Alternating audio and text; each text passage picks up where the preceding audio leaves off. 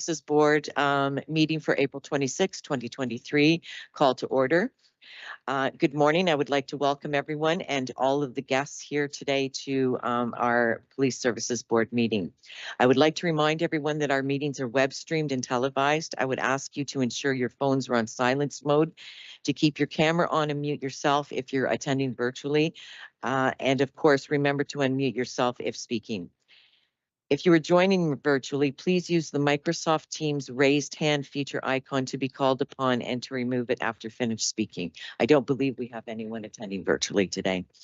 With that, I call the April 26, 2023 Police Services Board meeting to order.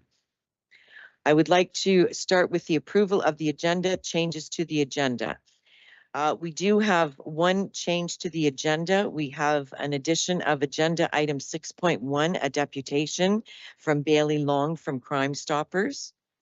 And we're going to add agenda item 9.2, staff report CAO-23-070 will be added as an agenda item. Are there any other additions to the agenda? Seeing none, may I have a motion to approve the agenda as presented? Member Cruz and seconded by Member Santos. All in favor? Thank you. At this point in time, I'd like to ask if there are any disclosures of pecuniary interest. Okay, seeing none, that's always a good thing.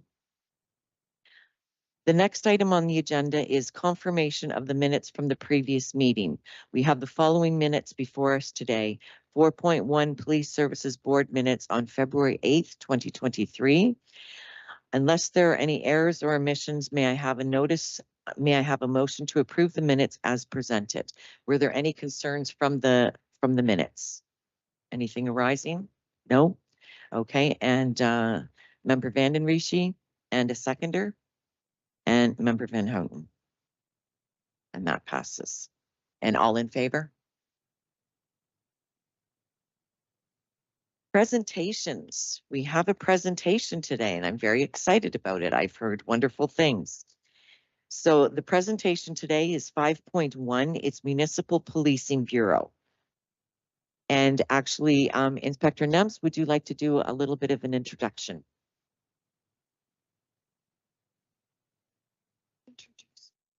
Deputy Stanley. Okay, I'd like to introduce for you Sergeant Rob Griffin from the Municipal Policing Bureau, as well as Janet Faber. They are the utmost experts when it comes to municipal billing, and I'm going to turn it over to them right away because there's nothing I can say that will supersede anything that they can provide for us today. So welcome and thank you for coming. I'll start out. Thank you again, everyone, for having us come out today.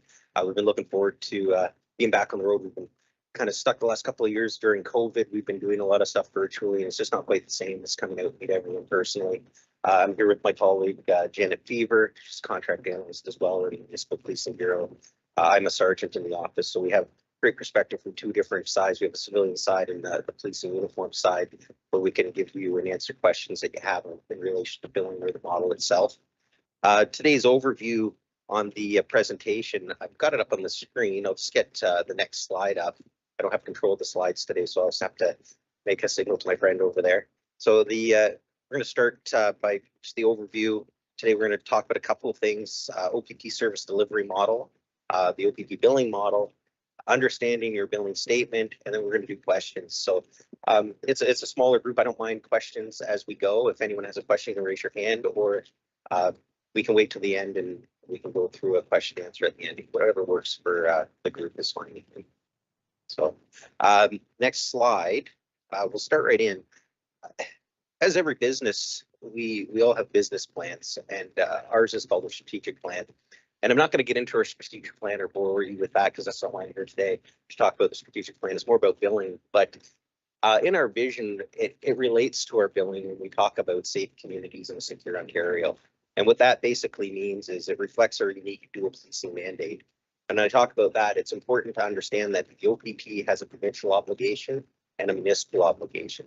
So when we're out in the municipalities working, it's like a partnership with the municipality. We have our provincial obligations that we do, and we also have our municipal obligations of community policing. However, they both complement one another because without one, there isn't the other. So we're doing our provincial policing and our municipal policing all at once. But where it comes important to billing, it's two different budgets. So I'll go to the next slide. And this is where we talk about the OPP integrated service delivery. So any given time when you see a police officer out in the municipality, they're doing two mandates, the provincial mandate and the municipal mandate. So they could be responding to one of our provincial obligations, such as the ride flip program, or going to do an investigation on, say, like a higher profile thing like a health fraud or something along those lines. Or they could be answering a call for service for the municipality. So doing that, it allows us to be spread out through the whole province by working in one building in each municipality. And we call it integrated service delivery. So how we track that and make sure that if the officer's out doing a municipal obligation or a provincial obligation, we have what they call a daily activity reporting system, and we refer to it as a DAR. So when police officers talk about a DAR, that's what they're referring to. And when they go to a call, we have a tracking system that says, okay, this officer right now isn't doing a municipal duty; they're doing a provincial duty. So it'd be captured in that DAR, and when the bill is created, municipality would be billed for that. And that would seem to go with First Nation communities or unincorporated territories. A lot of municipalities back onto unincorporated territories. But as a provincial obligation, we have to go and police those areas as well. So if an officer who works within the municipality goes off to an unincorporated territory, municipality wouldn't be paying for that, and that time would be captured separately. Right. So lots of flexibility, and it allows us to police at lower costs. We can share the costs of facilities. We can share the costs of the whole operations of police. And we're going to dive into how all that breaks down. So we'll go to the next slide. And I'm not going to do all the speaking today. So when we came out, Janet said, please don't talk the whole time. So I'm going to let her take over for a moment. So we're going to kind of go back and forth. Janet's going to talk about the overall budget that we have up on the screen and how that's broken down, the provincial and the municipal side. And I'll let Janet take that over from here. I'll just slide the computer. Good morning. Can you hear me all right? Very good. So as Rob mentioned, we have municipal and provincial obligations. This slide shows how the budget is allocated along those lines. You see on the right-hand side, the provincial responsibilities, things like traffic safety investigations, intelligence, specialized response teams. Those are all provincial responsibilities. To the bottom left, about 7 o'clock, 7:30, we have that 2%, and that includes the Indigenous policing as well as the incorporated territories. Then 34% of our budget, as you can see, is directed toward municipal policing. And that represents the portion of the OPP budget that the government must recuperate from municipalities. The OPP facilitates that process. So if we go to the next slide, please, we'll dive into this a little bit more. So 64% or 778 million of the OPP's $1.2 billion budget, as mentioned, is directed to provincial responsibilities. This would include something like aviation services to look after to work for a missing person, also that ride checks, major investigations, also that nature. These costs are not recovered by the government for services. These are covered by the provincial budget. We move to the next slide, please. We see the $412 million that needs to be recovered for municipal policing represents 34% of the budget. And this includes detachment staff, frontline officers, as well as supervision, civilians, detachment. We also include support positions such as guards, our academy, our training, quality assurance, vehicles, uniform equipment, radios, all of things of that nature. Those are costs that need to be recovered by the government for municipal services.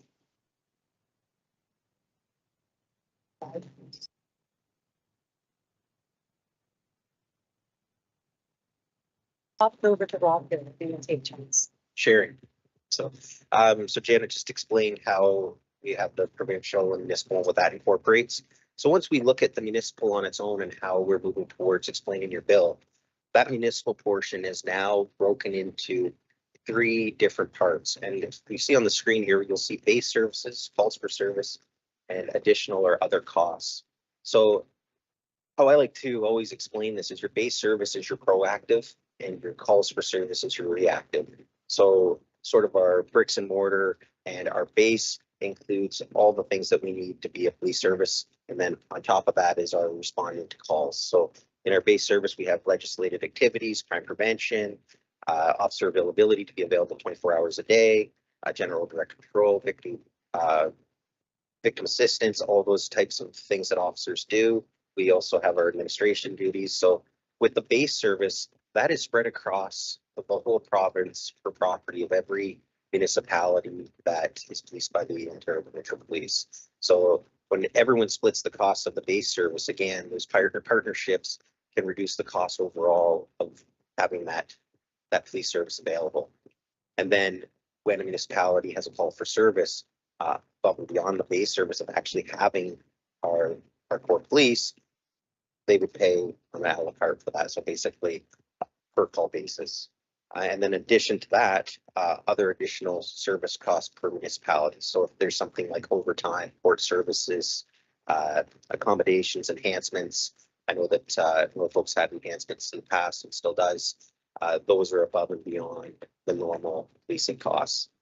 So I'll just do the next slide. And this is, you're gonna see a lot of numbers on the screen. It's kind of small, I apologize, but you know, this is, I'm gonna give a breakdown basically of how base services is calculated and then how calls for service is calculated so everyone can kind of understand how we get to these per property costs. So currently in 2023, the base property cost across the province is approximately $165. I believe it's $165.66 to be exact. So everyone who has OPP services in the province of Ontario in a municipality will pay a base service per property of $165.66. So how we get to that $165.66, I don't know if everyone has on their screens a picture of what's up on the screen there, but we have it broken down, and you may be able to do this later when you can actually see it physically, but I'll walk through it. We have listed all the staff, and if you'll notice in the staffing on the left-hand column, it's you'll see, you know, inspector 25.64. So these are the whole province is sharing the costs of these employees. So when it says 25.64, how can you have a 25.64 inspectors, right? So this is done by actual time worked. So say if one inspector in the province retired early one year, you maybe worked 6 months of the year, that's where we get those point numbers for.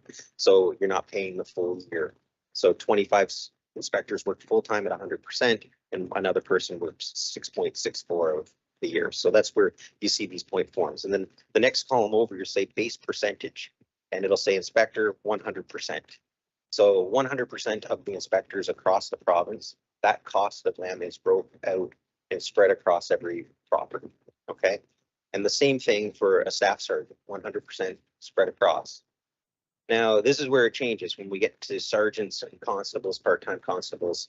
The reason I started my presentation about talking about provincial obligation and municipal obligation, this is a partnership, and our accountants and financial people have broken it down and determined that during a police officer's day, 50.5% of their time is used doing provincial services.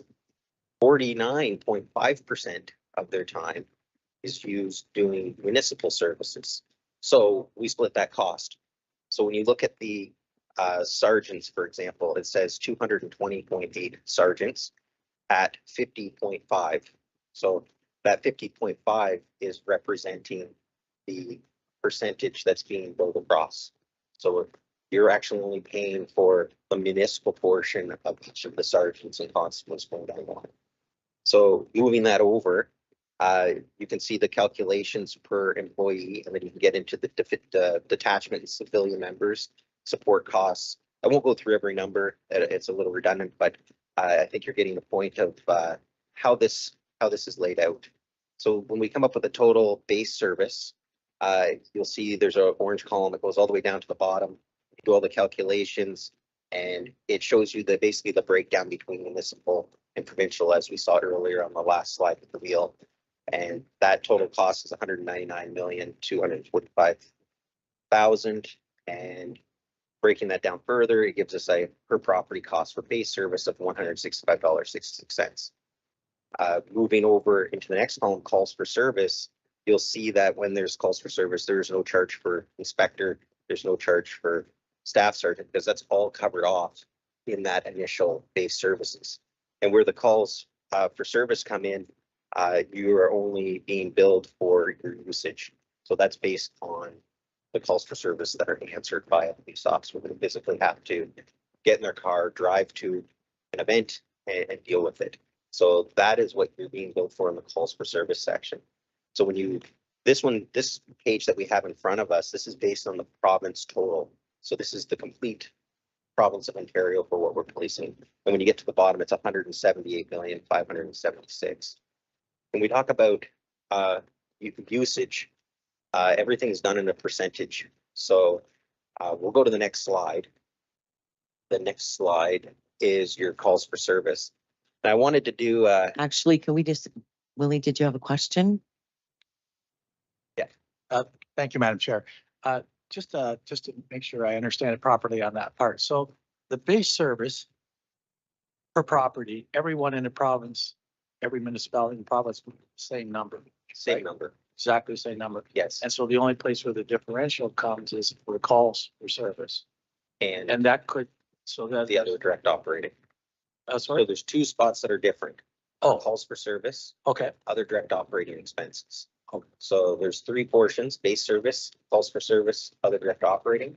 And other direct operating is things like the enhancements, prisoner accommodation, court services, hard costs that, you can't really avoid with having the court service. And this is for, this is the same for all section 10 boards, right? So It's the the other, same for everybody. absolutely everybody. So there's a misconception that if you're in a contract or not a contract, that the cost is different.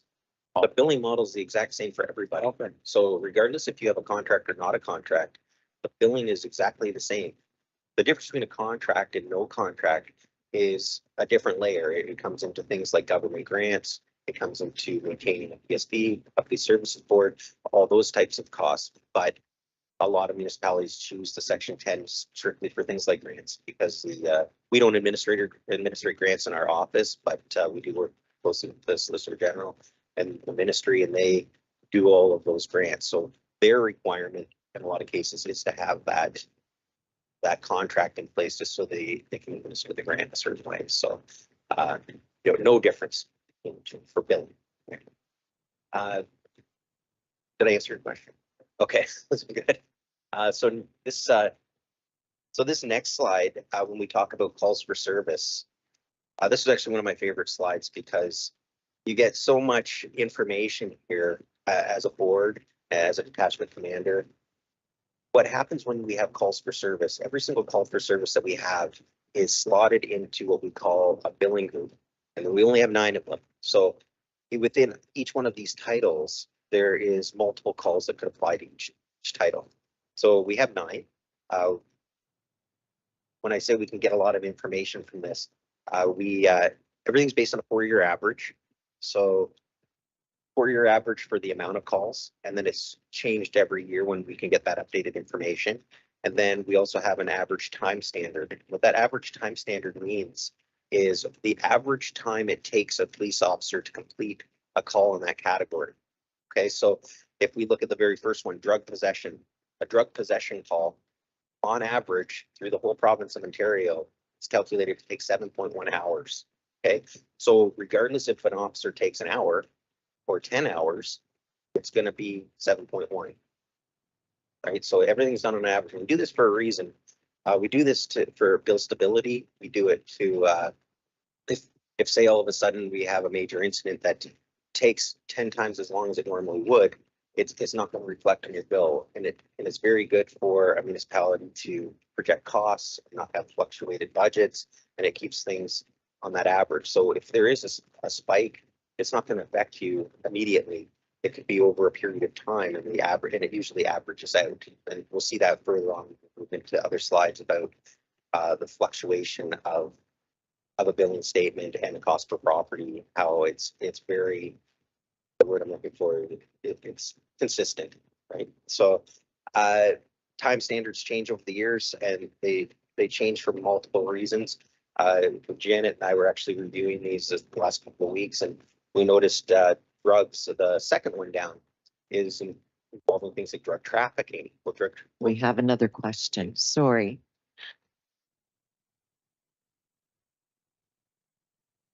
Thank you, Madam Chair.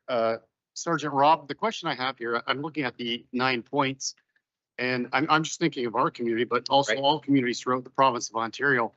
Mental health. Yes. I don't see anything here that references mental health, and I think this is something that all communities are grappling with. And that's a fantastic question. And I was actually into that when I was about to talk about the, you'll see if we look at 4-year averages, just we'll start there to answer your mental health question.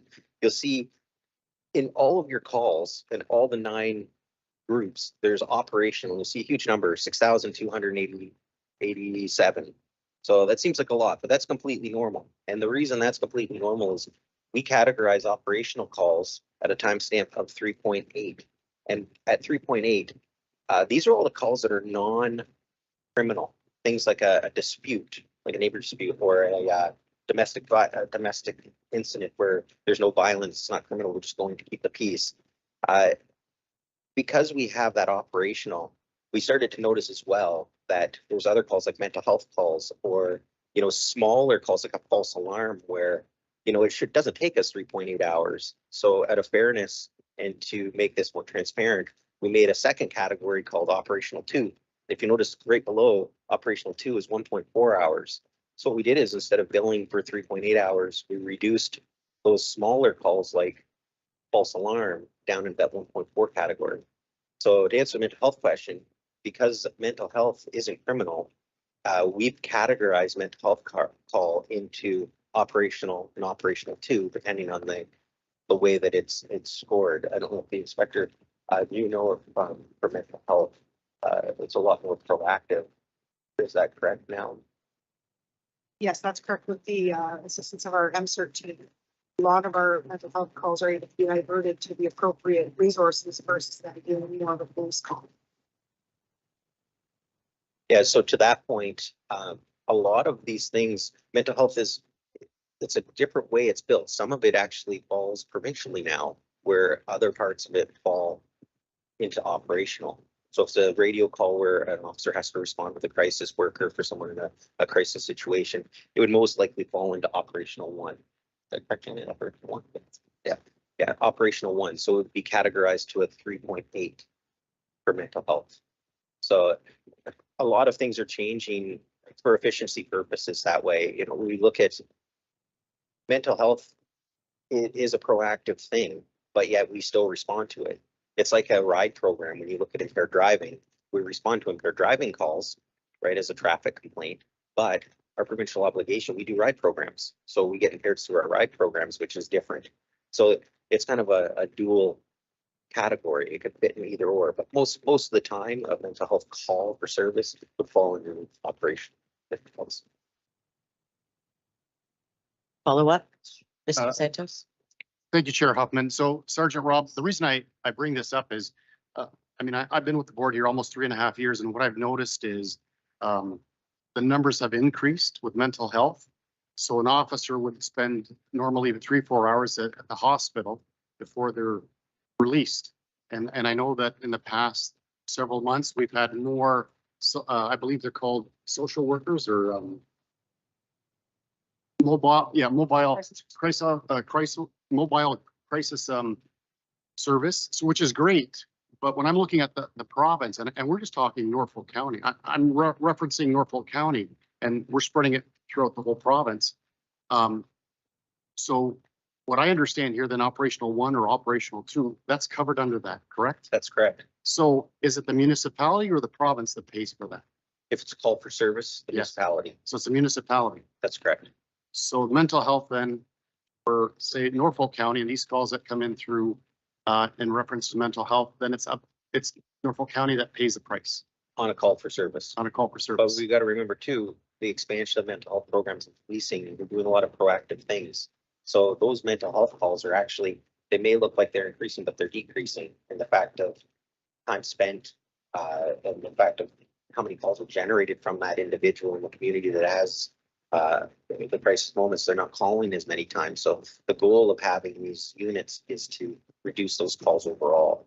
So even though we may not go to a hospital, we bring the hospital with us now with the crisis worker. There could be sometimes, and I've been that officer when I was front line that sat in a room for 5 hours trying to talk and calm somebody down. Instead of taking them to a hospital, we have a nurse right with us. So we stay for a safety purpose or whatnot, and to the presence in the room while they get the proper therapy and help they need at their home instead of dragging them to a hospital where they're even more uncomfortable. Because a lot of times, as we know, people in a mental health crisis, it's actually a hospital's a trigger for them because of their experiences there in the past. So we spend a lot more time in home, and I think the inspector will agree with that. We spend more time at a home than we do in a hospital. So I hope that helps answer your question. It does, thank you. And I know from past experience and seeing this mobile unit, it works and it's very positive and it's very proactive. I haven't seen the stats for the last several months, but I can tell you that hearing what I've heard on the street from our residents, it's definitely proactive and it's working. It might be repetitive with a number of these individuals, but at least something's getting done. So thank you. And I think we have one more question. Yeah, Sorry. sorry. Member Vanden Rishi.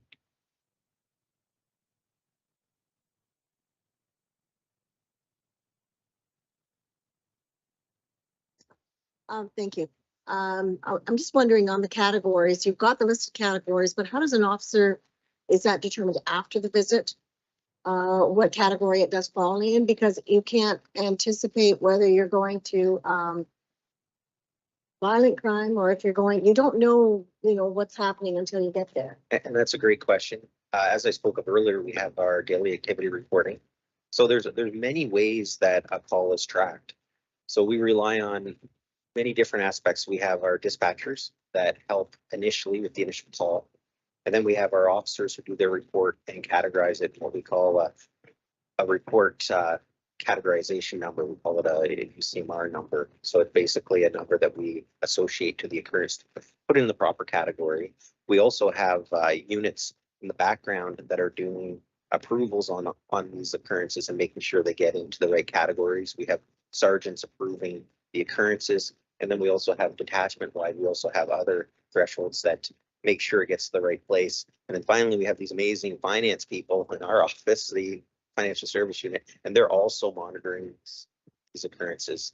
And, just to add to your point, there's a lot of internal stuff with technology that's happening within our organization as many to make things more accurate. We have GPS in our cars. We have computer systems that sync officers' time to their GPS, to their, we call it their CAT event, to make sure that even their location is exact instead of just them writing it down. Years ago, we used to have to sit and write it out where we were all day and how much time we were there. Now that's all captured for us. We don't have to necessarily write down every time. We may have to correct a time. We had to go back to a occurrence later in the day. We may have to add to that, but overall, it's becoming very accurate.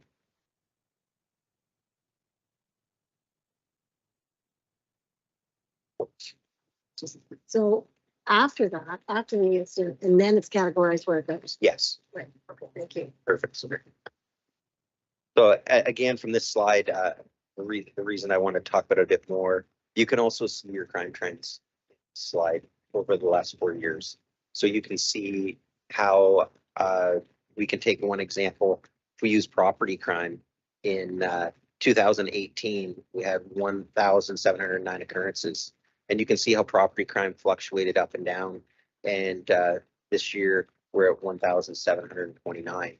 So we can see where we need to refocus, and a detachment commander may use this to see where they want to focus their planning for this year of how they deploy the resources in their area to tackle certain trends of crime, drugs, property crime, mental health, so that you can actually extract a lot of information from this. And as a board, you can also see how, and know that when you're talking to the members of the community that, you know, they may say traffic's a major issue, but then you go back to your police bill and you look and you say, well, it's not as bad as they say it is, but it's obviously a problem because they're bringing it to you, but you can have an idea of where it stands in the community as a concern, right? So a lot of information comes from this. And just to add, everything that we're giving you today is available publicly on opp.ca under municipal policing.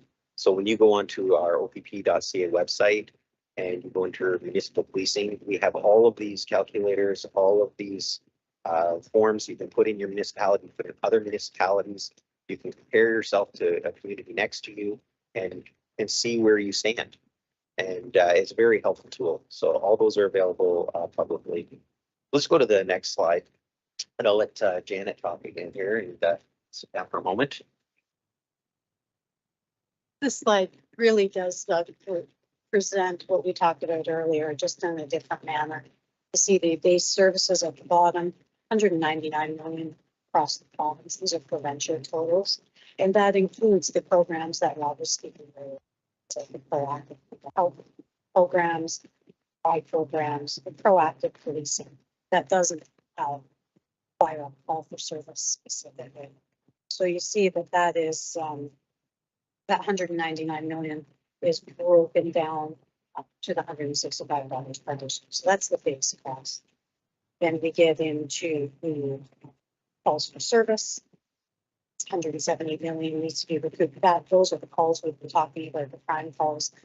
The calls are broken down on the last slide that Rob spoke to. This is just another way of looking at that. And the other costs, the 40 million provincially, that needs to be recovered, and that includes, of course, security, accommodation, cleaning, enhancements, that sort of thing. It's just another way to look at that provincial total. We could go to the next slide, please. This slide shows that in the blue columns, with blue bars rather, it shows the total municipal policing cost provincially. You see that it's slowly been going up with the nature of the business. And then when we look at the average cost per property, we see that that is quite stable. So that shows the stability of the billing model. It shows the benefits of the 4-year rolling average, where we help mitigate the impacts of those peaks and those valleys. And we can see that over time, over the last 9 years, it's been fairly consistent, and the cost per property has actually reduced over the last 9 years. These are provincial numbers. So that really helps keep it into perspectives, and it shows the value of the billing model that the financial services unit and the great people back in headquarters shows the value of the formula that they and how it helps eliminate those peaks and valleys. So when you have a major event in your municipality, it evens out over the years. Your bills aren't wild and vastly different year to year. Next slide, please. Back it over to Rob to talk about the specific bill for Norfolk. So again, we're here to talk about Norfolk. So this is our made in Norfolk part of the presentation. We have your bill right here in front of us. This is the first page of your billing statement from your statement this year, 2023. I've put a box around each area that we've talked about: the base service, the calls for service, other direct operating costs, and then our adjustments at the end to give us our total cost for policing in Norfolk. So if we look at the top, we talked about earlier how the base service is a per property cost, and that's the $165.66 in Norfolk right now. As per impact data, your property count is 32,421. Within your billing model, there's breakdowns of what property definitions are.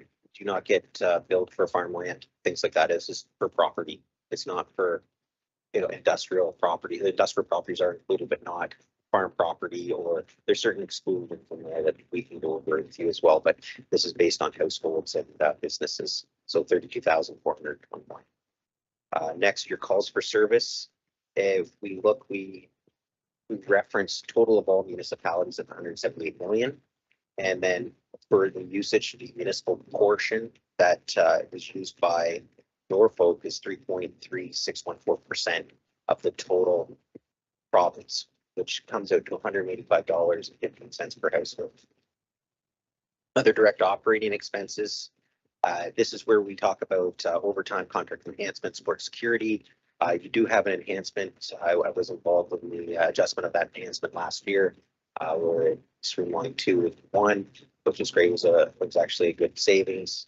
That'll work out in the coming year. You'll probably see that as a reflection on your bill.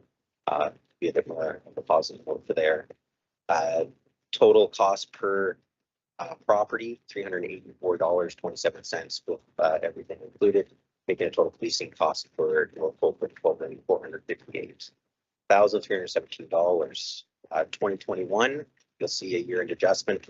How it works is we do a reconcile for the previous year in the following year. So 2021 is reconciled. Next, at the end of this year, 2022, 23 will be reconciled. So for last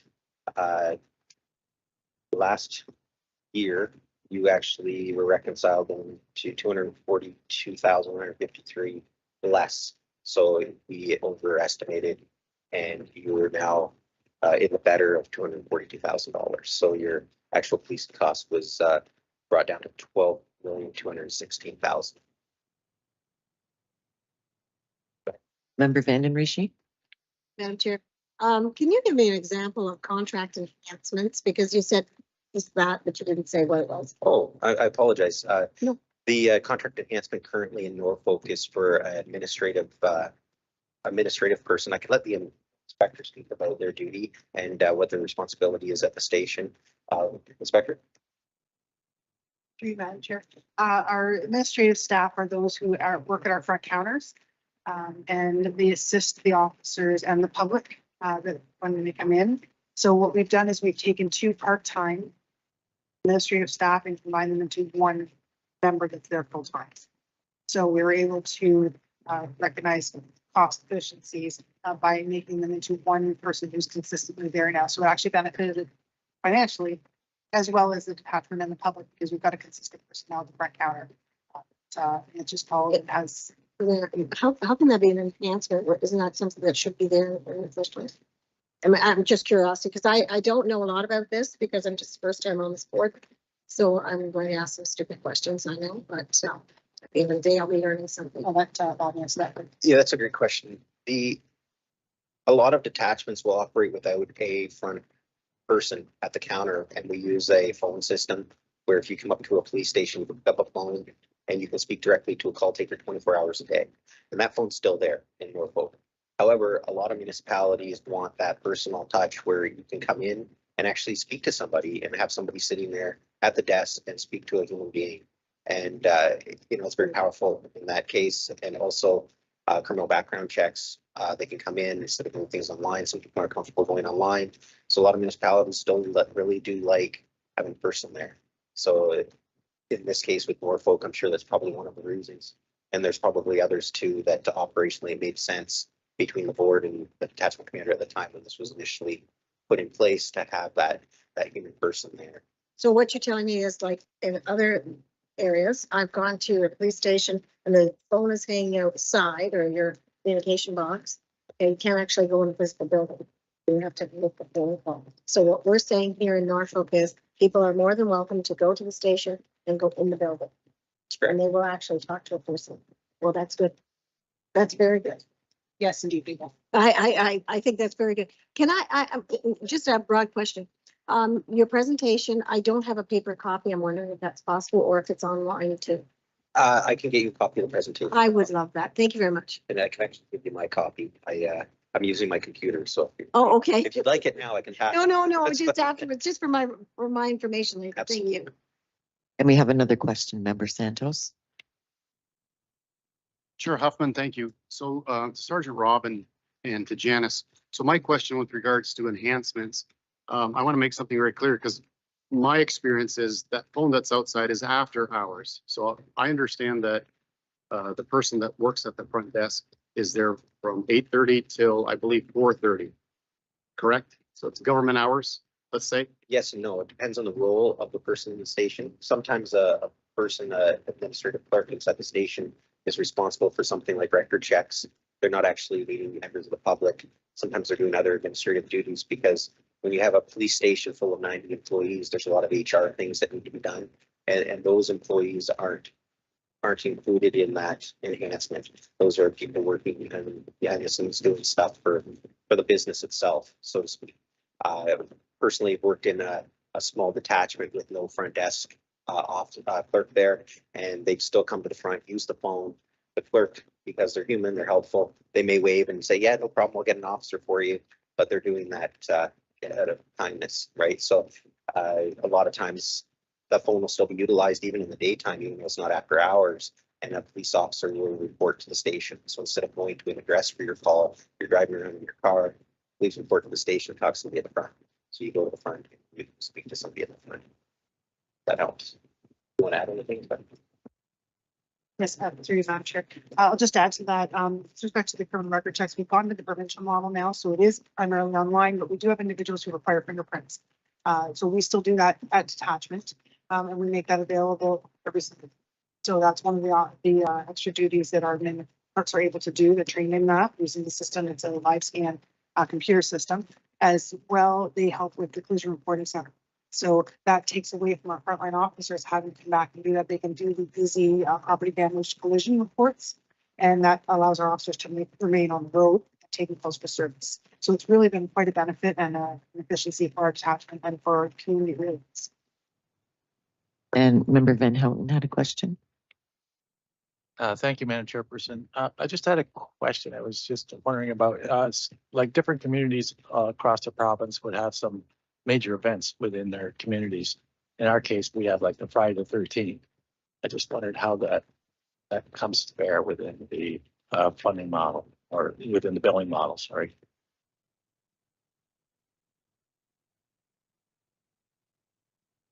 Perfect. That's fine.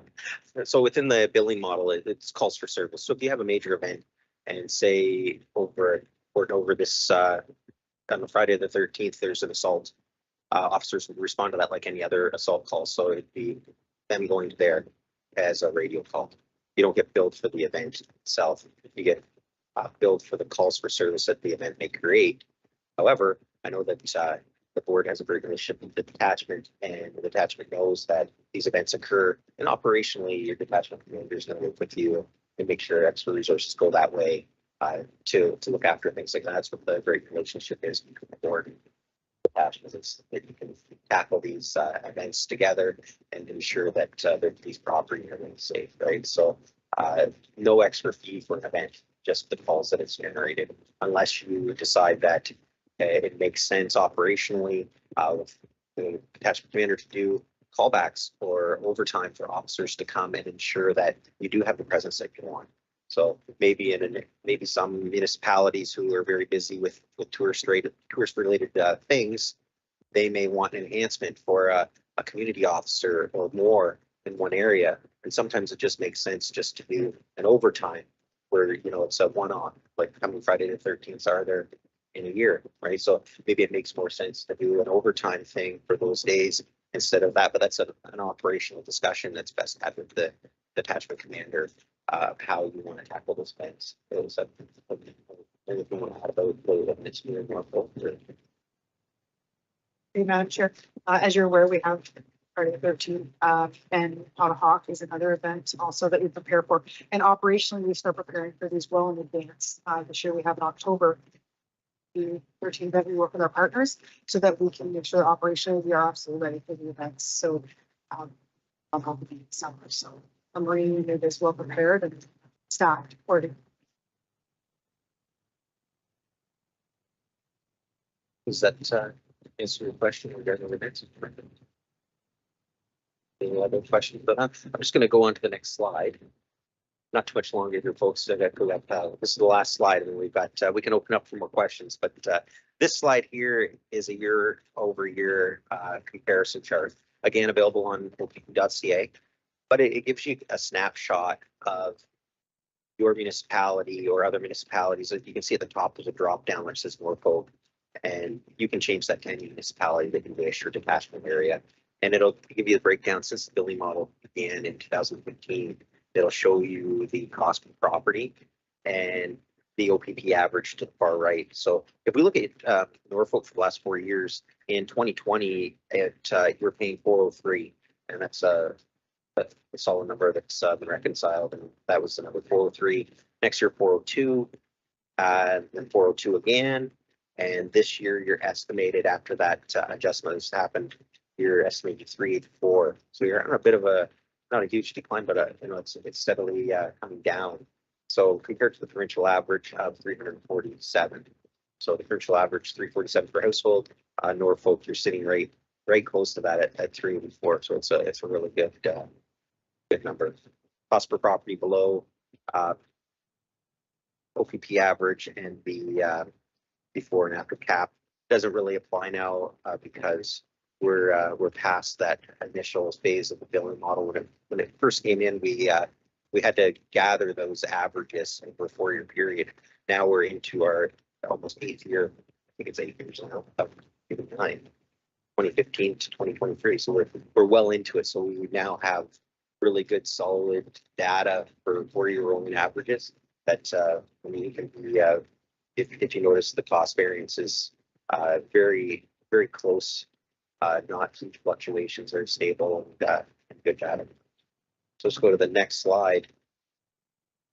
This is just resources and my contact info. If you see on the right hand corner, I'm the West Region rep, and Janet's come taking me a hand, and she actually is the East Region rep. So we help one another out with these presentations. Just if I can't answer a question, she's probably got the knowledge in her head somewhere, and we can help each other out. Just make sure all your questions are answered. But I always put my cell phone number down on the bottom right hand corner, and I want you to take it down and write it, because when you call a big organization, sometimes you go through the channels of pushing the 01, and then you get to an extension, you get a voicemail. Please call my cell. You can text me, you can call me. It's my company number, and I do a lot of traveling with our jobs. So you'll be able to get a hold of me, and I can try to answer any questions you have. If I don't have the answer, I'll find the answer for you. I'm open to phone calls. Please call me. If I don't answer at 1 a.m., oh, it's probably because I'm sleeping. So, but I'll get back to you, right? So, also on their resources, we have the internet, opp.ca /billing model or /municipal policing or /contract proposals. Once you get into the municipal policing area itself, there's actually some really good video presentations on there on the billing model that are done by financial unit. There's also videos on our integrated staffing model that I was talking about with the provincial and municipal side. There's also just really good to know information on frequently asked questions. There's a section in there that, chances are if you had the question, somebody else had it before. So a number of years ago, we started compiling a list of frequently asked questions, and within the website, we put them on there with the answer. So the answer might even be on there. So if it's not, call me, call our bureau. We're happy to help. If there's any other questions in the room that Janet or I can answer at this time, we'd be happy to. Yes, Member Vanden Rishi. I'm just out of curiosity, is Twitter coming off? You've got a Facebook, a Pinterest, and Instagram, YouTube, but is Twitter is the one that we're not supposed to have? Well, that's TikTok. Oh, is it TikTok? Oh, okay, so we're good with Twitter. We're then. good. Good Lord, you can tell that I'm not with it, eh? We don't have TikTok anyways. Never had Okay, it. So.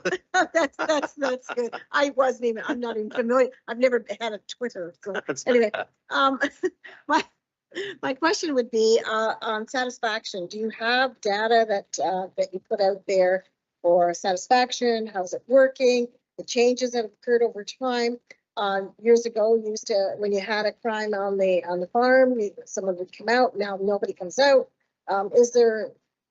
There absolutely is. We do detachment surveys. It's done by a different bureau. Do you know when the last detachment survey was done for Norfolk, or is it something to get for them? I don't have the exact date for it. Might have been a couple of years ago, so we'll look into that for you. Janet may have an answer. Yes. Oh, thank you. Another bureau of the OPP typically manages that, and it's an annual survey, and it's a customer satisfaction survey. That's what it seems to be satisfaction. Basically, that's done annually, I believe. I believe it's available publicly, but we can source that number for you. My main manager, it's just a sense of curiosity because the price tag keeps going up. It's value for money. Like, you know, what are we doing for the dollars that we're spending on policing services? Like I say, some things have been removed, certain types of calls don't come out anymore or things like that. But I will compliment you on one thing. I had a health incident, called 911, canceled the call to 911, and yet an officer showed up at the door. So I thought that was amazing because he did a good thing, and then we were going off to the doctor anyway. But at the end of the day, it was encouraging to me to see that a police officer would show up. So that was fun. Yeah, absolutely. And great point. There's so many efficiencies that we look for. The OPP, we support efficiencies in technology, legislation. We're always looking for ways to make it more efficient cost-wise, because policing, there's a higher expectation from society that we do different things. You know, years ago, we didn't talk about mental health, now we do. You know, we didn't talk about human trafficking, now we do. So there's so many things that we are doing now to meet an expectation, but trying to do it cost effectively, you know, through these partnerships with different communities, trying to spread the cost over provincially instead of just for one area. Now, if you had a major incident happen in your area, like say a homicide happened, you know, that's not going to affect you dollar wise right away, because that's going to be provincial obligation is going to come in and help with that and no additional charge. So if an investigation takes us 3 years, you're not paying for a 3-year investigation.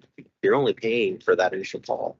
So that final investigation, you've got a timestamp on it. That's what you pay for. We bring in that provincial obligation, that partnership, and we take over the investigation that's not built for. So if there's no cost recovery on an investigation that takes 3 years. So these are the bonuses of the whole billing model and trying to make it more cost effective. We talked about efficiencies when I was mentioning the billing groups. We noticed that a false alarm call, we were being billed 3.8 hour time standard, but really it takes an hour to an hour and a half for an officer to do that call by the time they drive there, check the premise, get a hold of the key holder. They're probably around an hour and a half, and it says 1 point something on there for that. So those calls have been moved from that category down to a lower category to be less expensive. So we're trying, like, in that kind of pursuit for excellence, try to find the best cost savings for everybody, because it is expensive. And you're right, costs have gone up. Luckily in Norfolk, costs have gone down a little bit, but you know, across the province, it is more expensive. We're $1.2 billion for a whole policing budget. Not that that's what we're cost recovering for, but policing is becoming very expensive, but with good reason. That is for public safety. Member Santos? Thank you, Madam Chair. So my question, Sergeant Rob and to Janice is, so what brings you here to Norfolk County is that we're coming up for renewal. Is that correct? Actually, the reason we came was at the request of the inspector. We talked about having all the, there were some new members of the board who have been around for a little longer, but you know, we find that with COVID and everything, we weren't doing as many presentations or coming out. This should be more of a norm. We should be coming out more often and actually engaging and talking about, you know, the bill and talking about how it's broken down, how it works, because, you know, billing's not your business. You know, the service board's your business, and you know, to know how it all flows, you need somebody to come and explain it, because it's more complicated than just reading the numbers on the pages and saying, oh, well, this is the cost. No, there's more to it. And that's why the inspector said, you know, it'd be a great idea to come out and talk to everybody and just, you know, do a message.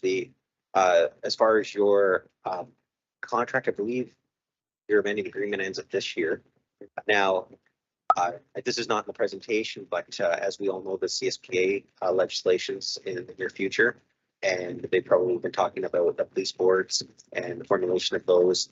But when that comes into play, there's going to be no police contracts anymore. So my hope as a municipal policing officer, when I was doing contracts last year, when I was talking to municipalities, it was that were ending their contract that year, we were talking about extensions. Well, we just got to really get to the CSPA, because once that happens, the contract vanishes.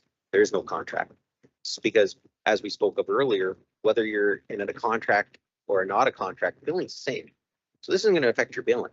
So your billing is going to stay the exact same, even with the CSPA coming in.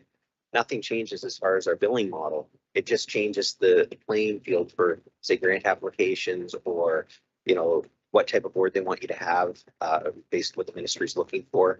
So they're doing campaigns and they're reaching out. I'm sure that you've received information from the ministry regarding all that. But what I'm saying to municipalities at this point, I haven't been given direction either from the ministry of what's going to happen or when the legislation is going to come into play. So it could be 2024. So we may not have to renew. But if we do, I'm hoping it's not a last minute, but if we do have to renew, I will contact and give you options to either do a 1-year extension, 2-year extension. I think the max they'll allow us is a 2-year extension, then we have to do a new contract. But the contract reads in such that when the CSPA comes into place, the contract's null and void. So if we have to do an extension, I will reach out to you folks to look after that. But I'm hoping that maybe the legislation's in play before we even have to actually cross that path. So Madam Chair, just to follow up to Sergeant Rob. So what I understand here is, so our contract is going to terminate or end at the end of this year. So the advice that you're giving the Police Services Board and I guess Norfolk Council is that we don't have to do anything at this time. That's if the CSPA comes into effect. So we're told, and this is what the government has said, that it's going to happen in 2024, but it might not happen. So we have to be prepped or prepared. So my question then is, and I have no problem with the billing model. We're getting excellent service. I've been here for 3.5 years and I've heard a lot of positive. There's things that we can always improve and we have had improvement and things are looking much better. The point that I have here as a taxpayer, because we're all taxpayers in this room, is I think we should prepare just in case the government decides to hold us off to 2025. Correct. So if that's the case, then because in the past we've always had 4-year models or 5-year models, correct? And I think the longest we've had is a 5-year model, Okay. if I'm not mistaken. So here, if we do 6 months or a year, it would be in our best interest. Either or, again, it's not affecting the bill. It's just what you as a board are looking for out of the contract. If you're receiving grants right now, and that's something that you're required to have a contract for, you know, it'd probably be in your best interest to continue status quo for now until things change. Talk to the detachment commander, decide what the best route would be for you. But if things are working for you now and it's working fine, an extension of 1, 2, 3 years, whatever they'll allow us to do, and then to terminate when the CSPA comes in, it's coming. It's just a matter of when. And, you know, I was preparing for it to be the beginning of this year. So, you know, we waited till midsummer before we reached out to people last year because they were pretty adamant that it was happening and then it didn't happen. So then, you know, it's a lot more work for us as well as a bureau when we deal with the whole province. So there's only 5 of us dealing with Ontario. So we want to make sure, just like you, that we're prepared and, you know, we're ahead of the game and, you know, being responsible that way. So if you would like, I could always do up a draft agreement to send to the board, just to have as a bit to have. And then you can review and look at that. And I could just make it status quo of what you have now with an extension of a 1 or 2 year, and even give you the option of renewing the contract completely. And then you'd have time to discuss it over this year until we actually get further direction, I can say, from the ministry. Madam Chair, if I may, I think it's good to look towards the future and have plan B just in case. I was just going to say that sounds like a wonderful idea, and I would look forward to receiving that information and give us a chance to be prepared and be proactive. Perfect. And I will do that for you folks. So I'll put something in the next couple of weeks and I'll send it, I'll get contacted. CAO, I take would be the same contact for contracts. Yes. Perfect.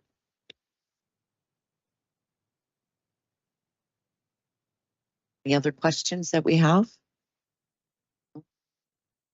Thank you very much for this very informative presentation. I think that often there's a lot of rhetoric, obviously, in the community, not just our community, but province-wide, in terms of, you know, when you're hearing things about defunding the police and different things and not really understanding, you know, the dollar amount and how things are broken down. And I really appreciate some of the proactiveness in terms of taking some of the things that, like alarm calls, for example, reducing them in terms of the time and making those more effective and more time management wise for the officers as well as the taxpayers and things like that. So thank you very much. Thank you very much, Inspector Nems, for bringing this forward. It was very beneficial, and we'll look forward to some follow-up information from you. Thank you, Madam Chair.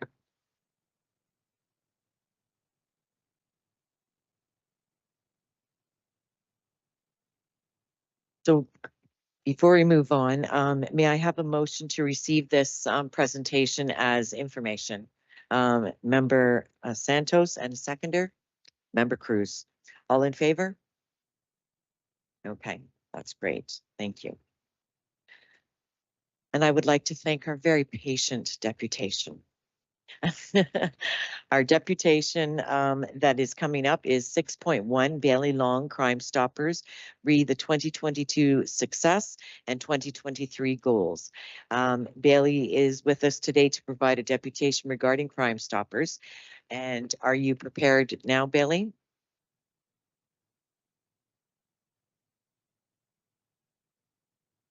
And that podium does rise up. You may want to, there's a button at the front there. There we go. It's an accessibility factor. So there we go. Okay. So welcome to you both.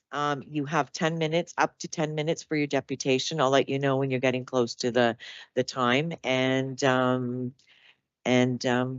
ahead. Thank you. Good morning, Madam Chair. Good morning, Board. On behalf of, my name is Pino Darmiento. I'm here on behalf of Bailey Long, who wasn't able to attend this morning. I'm a newly elected board member to Crime Stoppers, newly residents to Haldimand, Norfolk for about a year and a half now. So on behalf of Bailey and the Crime Stoppers team, I'd just like to read out what she has asked me to read out for her. So it basically says, thank you once again for allowing us to report to the Norfolk County Police Services Board on our activities over the past year and our plans for the future activities. As of 2023, Ken Shaws has stepped down from co-chair and Bailey Long has accepted the role of chairperson for the next 2 years. When thinking of Crime Stoppers, the biggest picture is guns, but we do a lot more than that.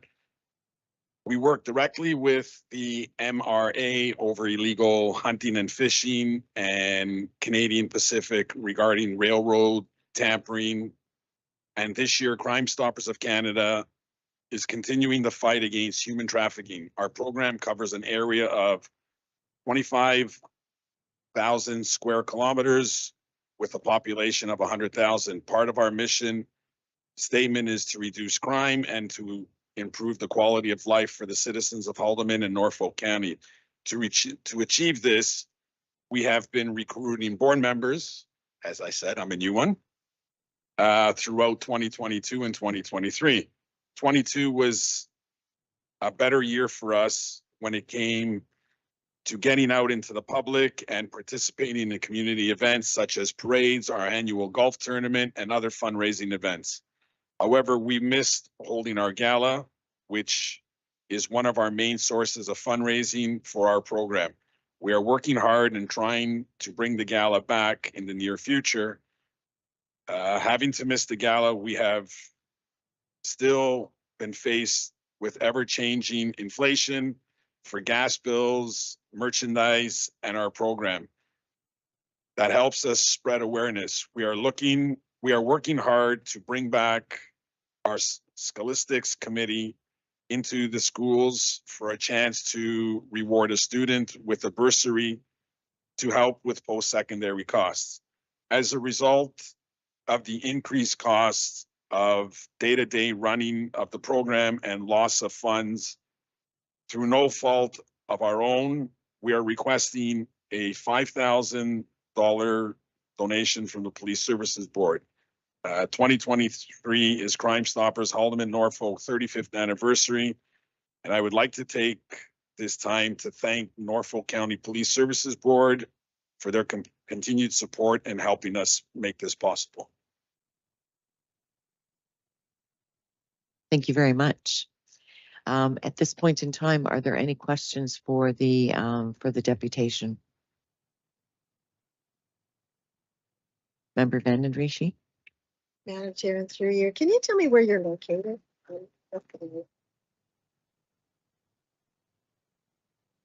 As I said, so Amy's part of, so as I said, I'm new to the area, so, I'm new to the board. oh, and I'm new to Haldeman Norfolk, so. Hi, thank you. So I'm Amy Bernardo. I'm the Crime Stoppers Coordinator for Haldeman Norfolk. So we cover both, obviously, Haldeman and Norfolk counties. Our office, my office, is located at the Norfolk OPP detachment. So we have a space in the detachment, and that's where we also hold our meetings, etc. At majority of the time at the Norfolk detachment. Sometimes we'll meet at Haldeman OPP as well. But my office, our hub, our office is at Norfolk OPP detachment. Didn't know that. Thank you. Member Santos? Thank you, Madam Chair. So I just want to say thank you for your service. I was just looking at the stats in December of 2022. There was 476 calls or tips that were brought in to the Haldeman Norfolk Crime Stoppers. And I see that you get roughly 70 calls a month, give or take. So, and the staff is Mrs. Bernardo, just one staff member? Correct. So the lines are manned in the office from 8 a.m. to 4 p.m. After 4 p.m. till 8 a.m. in the morning in answering service. So the lines are forwarded to an answering service. But yes, every call that's coming in, whether that be through the phone or via web, which is now obviously one of the new things, you can have tips submitted through the web. But yes, that is one person. So I am the sole coordinator for our program. And then I work alongside very closely with our board of directors. So yes, it's myself, one person. Well, great job. So my question, Madam Chair, to these two individuals, we've been asked for $5,000. And I know in the past, we have donated, I believe, 2,000 max. So you're gonna, Madam Chair, I think we're gonna require a motion here or some conversation in regards to possible donation from the Police Services Board. So I'd be more than willing to donate or put forth a motion of 2,500 to the Haldeman Norfolk Crime Stoppers. Thank you very much for your motion. I do want to add that we do have a discussion coming up in a little bit regarding our community policing. And I'm just wondering if that may have an impact on the amount that we decide to put forward to Crime Stoppers in terms of community policing. So I was just wondering if maybe we could take that request for the 5,000 and then have a little bit further discussion in terms of after our community policing report, which with Tracy Rodriguez will be presenting to us, and then we might have a more fulsome idea as to whether we could actually increase the amount, if that's fine with you. Thank you, Madam Chair. I don't have a problem with that. The rest of the board, any comment? Member Cruz? So do we currently have a motion before us or not? Yes, well, we don't have a seconder for the motion.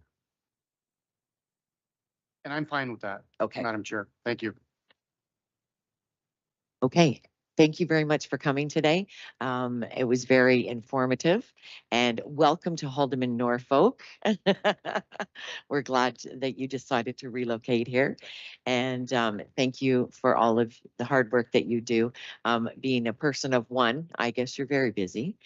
So, and you're welcome to stick around for the rest of the discussion, or we can certainly have some correspondence with you and let you know the outcome of our discussion after we just talk about our community policing program. Sure, thank you. I think that would be fantastic. And I'm sure there's obviously email addresses and communications that you can contact, but thank you very much for having us and Okay. allowing us to speak. Thank you. All right. Thank you very much. Have a wonderful day. So with that, could I have a motion to receive this deputation as information? Member Cruz and seconded by Member Santos. All in favor? There we go. Okay. Consent agenda. We have two consent items today. I didn't receive any notification, nor did the clerk, that any member wished to pull an item for further discussion. May I have a mover and a seconder to approve the consent items as presented? Member Van Rishi? And seconded by Member Van Houten. So as you just received now, first off, before we go to 7.1, I just want to go to 7.2. I'm just going to jump ahead a little bit just because it's fresh in my mind. We did hear the term human trafficking a couple times today. And I know that often people think that this is a big city issue, but unfortunately it is an issue that we are experiencing here in Haldimand and Norfolk counties. There is a workshop that is coming up, and that is going to be in May. If you have a pen handy, I'm going to give you the contact information. I strongly encourage you to be able to attend. I've attended a couple in the past. I know that Member Vanden Rishi received some information from Mayor Martin in her role as councillor. I don't know if you're able to attend that or not. The event is being held, let me just get it here. It's from Shauna Poulton through the OPP.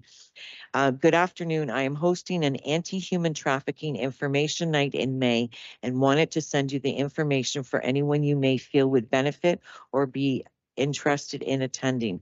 If you feel that your organization could assist those affected by this and are interested in having a table at this event, please email me and we can further discuss.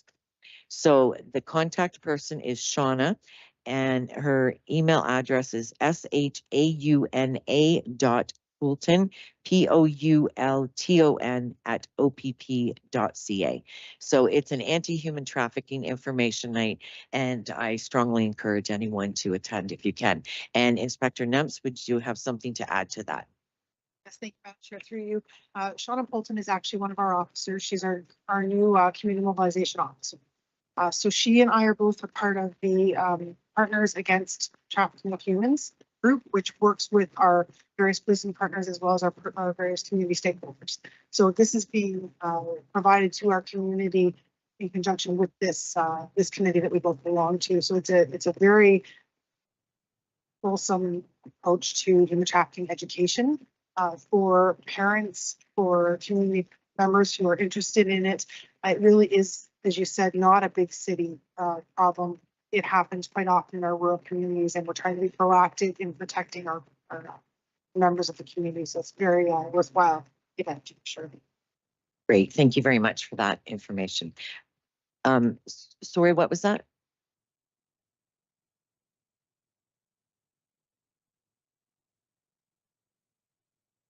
Madam Chair.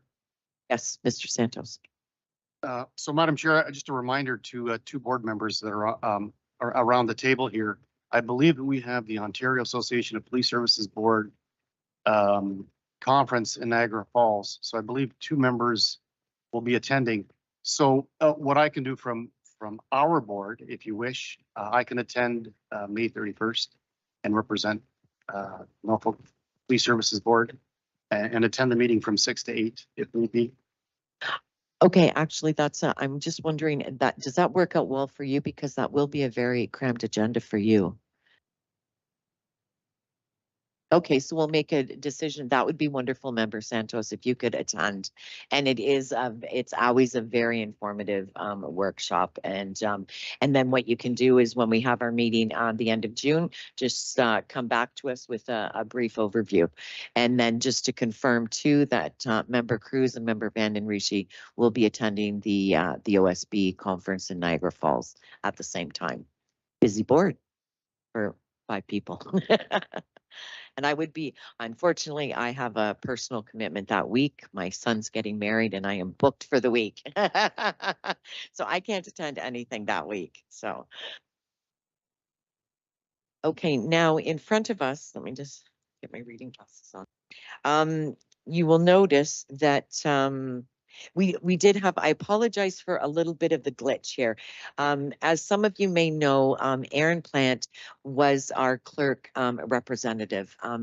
Aaron has moved on to a different position in another community. So unfortunately, we were still getting emails and things sent to Aaron, and we've also had, as you also know, that our previous clerk, Teresa Olson, has left the county and is still kind of helping out a little bit in terms of the onboarding of our new clerk. So we've had, and we did lose another staff in the clerk's department. So our clerk's department has been hit very hard in the last couple of weeks. So we're just getting all of our pieces together. And we did have a couple changes in how we were going to do stats and things like that. So everyone's got them in front of them now. I apologize that they weren't on the desk at the beginning. There was just a glitch as to who they got sent to. So when I met with Inspector Nemps about a month or so ago, we decided to kind of change things up a little bit. We thought we were kind of, not that the stats aren't important, all the stats are here.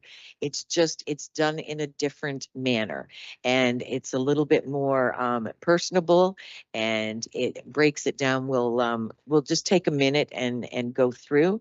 So this is for March 2023.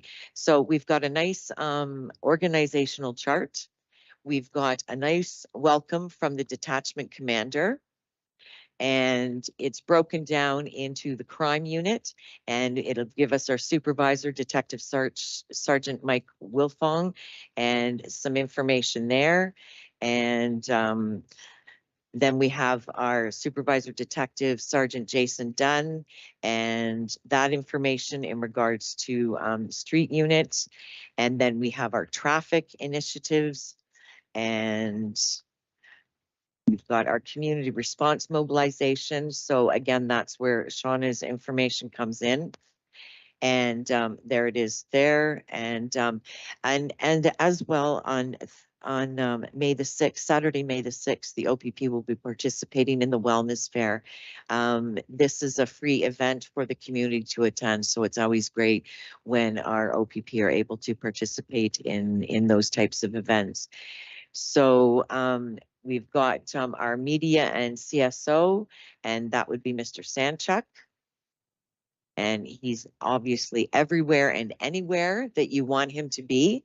And it's nice to see his face on all of our screens most of the time. I know, unfortunately, sometimes he brings us very disheartening news, but for the most part, he's a great community collaborator.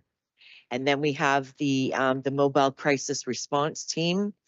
And that would go very well with Member Santos with some of the questions you were asking earlier in terms of the hospital stays and the diversion from the hospitals and things like that.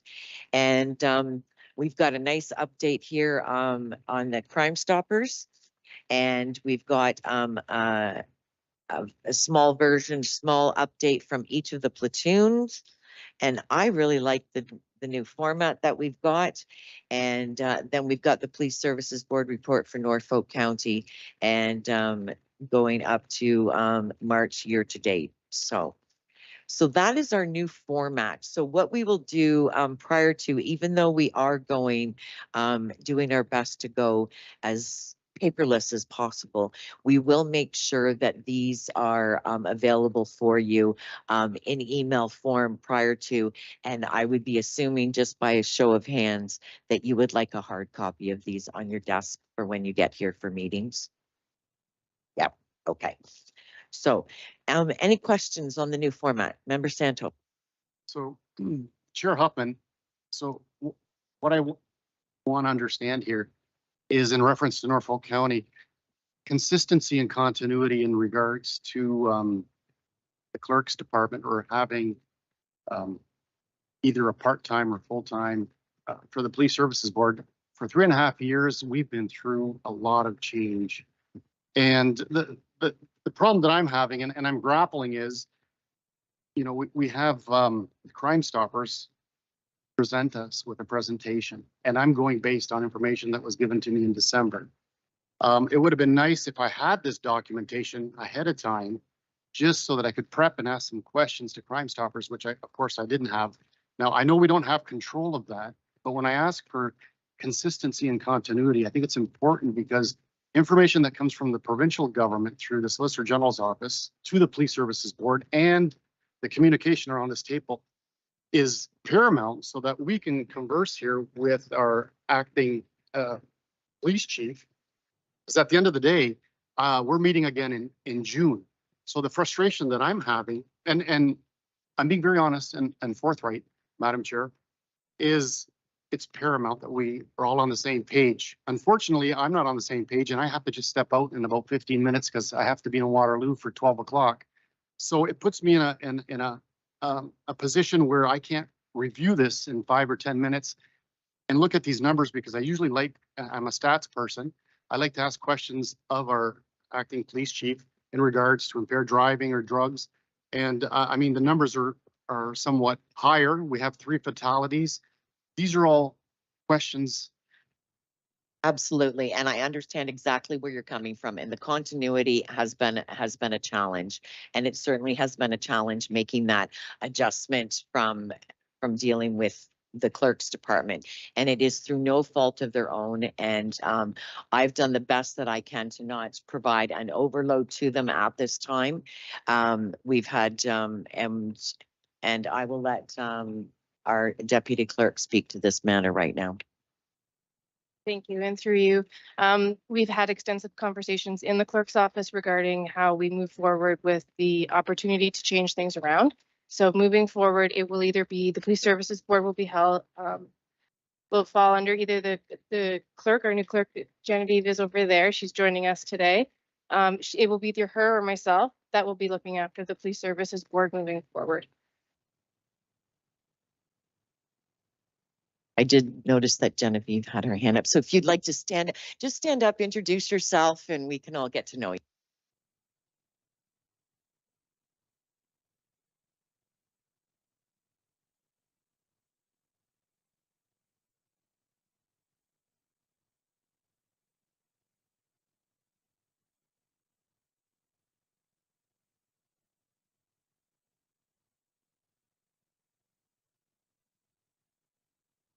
So I can guarantee that for our next meeting for June, the stats will be delivered to people prior to the meeting. Like I said, there was a glitch. They went to Aaron's email and no one was able to retrieve them. So we did our best today to get this package together. So anyways, yes, Member Santos. Thank you, Madam Chair, and welcome aboard. And thank you very much for that information.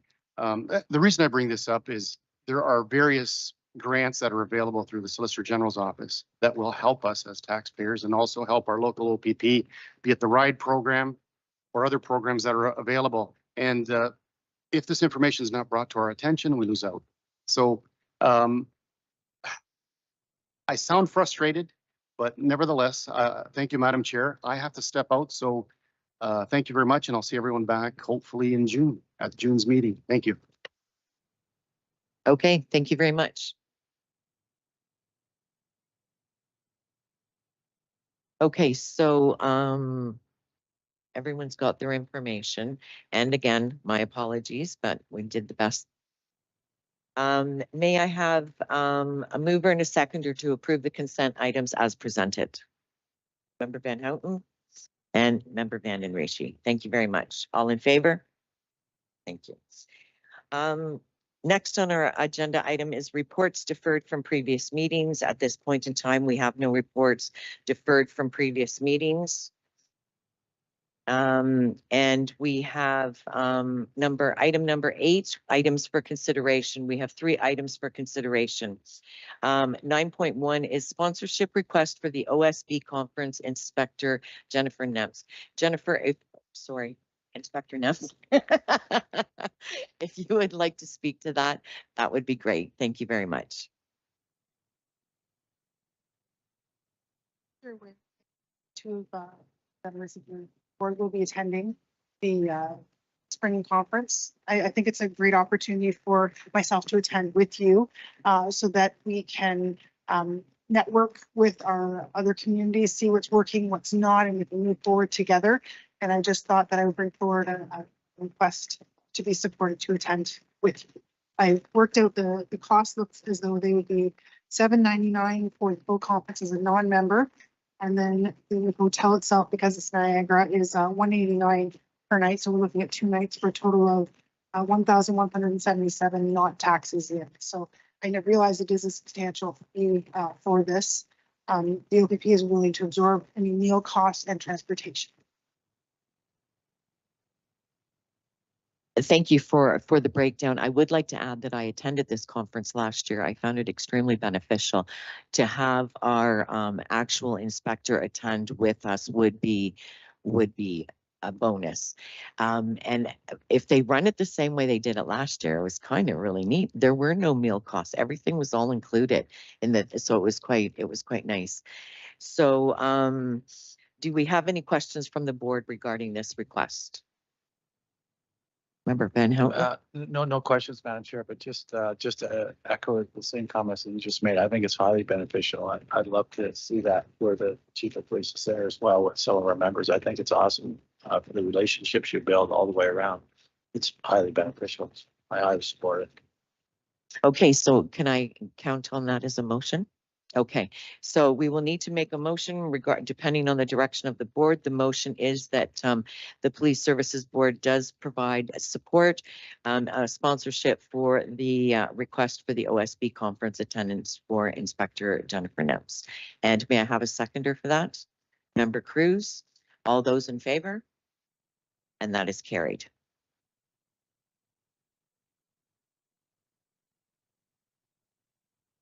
Got it.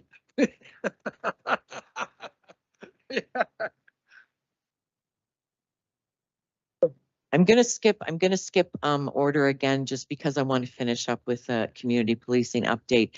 And I'm not putting you on the hot seat again here with anything serious, Inspector Nems, but I was wondering, and Member Cruz, please feel free to jump in. I just wanted to get an update on the charity hockey game review and how the jerseys that we provided went over. A little bit of a fun moment here.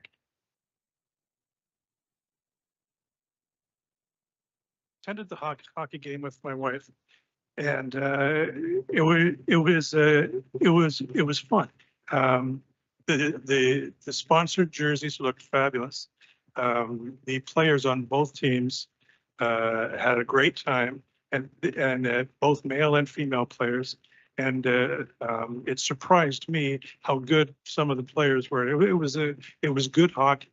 And, a lot of fun, and I hope you have a lot more games. Madam Chair, I would suggest that the other team, because we've won it now for 4 events, actually 5 if you count for a plunge, but I believe the Oxford team that we played against may or may not have had some ringers, just based on the scores of the game.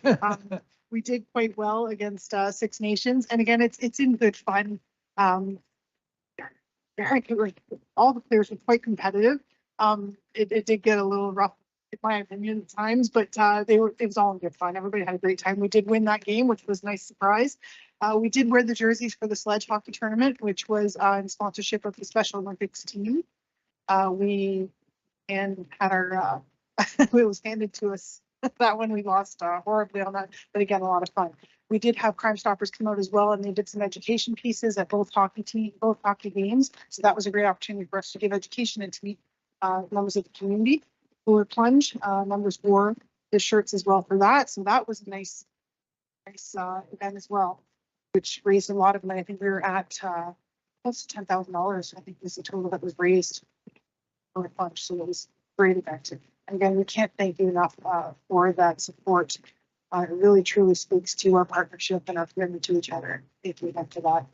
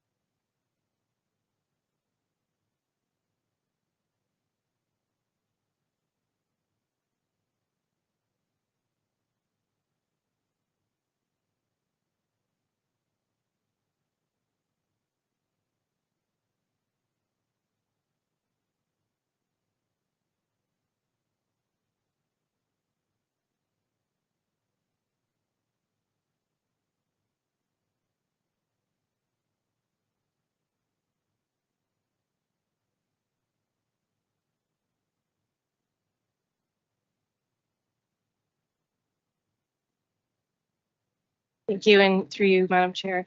The report in front of you is fairly straightforward and brief. It just outlines the decision that was made at council back in March that the $8,000 funding that's allocated to the community policing, now that that's been dissolved, remain with the police board for this year to be allocated as the board sees fit. And then it is important to note that this $8,000 will not be included in the board's budget next year. But should the board request funding, then that's a discussion that we will have at the June meeting. Do you have any questions? Any questions at this point in time? It is kind of a little bit confusing, I understand. So essentially what's happened is that the community policing committee has been disbanded. And there's a lot of historic reasons for that. So the funds there are funds available to the Police Services Board to provide outreach to the community. It appears to me that there aren't any other community agencies other than Crime Stoppers who are doing some active work in the community. So that's why I'm just wondering if, is that something that we look at where we do a larger donation to Crime Stoppers? Do we go with the $2,500 ask and hold on to some of this money? So if we could have some fulsome discussion about that, that would be greatly appreciated. Ed member. Yes, thank you, Madam Chair. I'm still, okay, so is that, no, is it for sure clear that there will be no more community policing committee? Because Jean Montgomery, when she was here, I think it's at the December, they were looking for a potential second option, or because we know it was very difficult to put together, especially if there was a change that made it one big committee. So that is